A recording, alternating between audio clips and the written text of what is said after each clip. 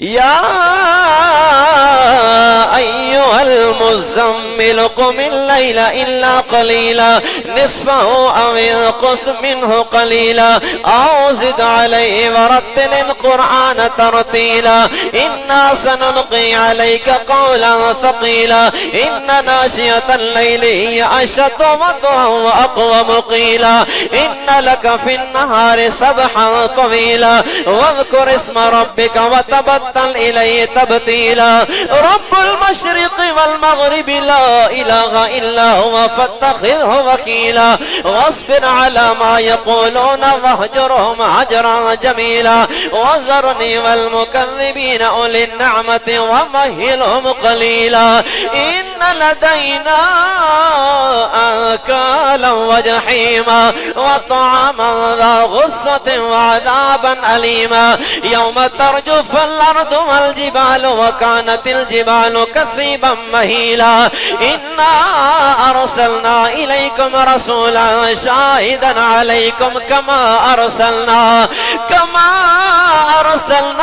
إلى فرعون رسولا فعصى فرعون الرسول فأخذناه أخذا وبيلا فكيف تتقون إن كفرتم يوما يجعل الولدان شيبا السماء منفطرا به كان وعده مفعولا إن هذه تذكرة فمن شاء اتخذ إلى ربه سبيلا إن ربك يعلم أنك تقوم أدنى من ثلثي الليل ونصفه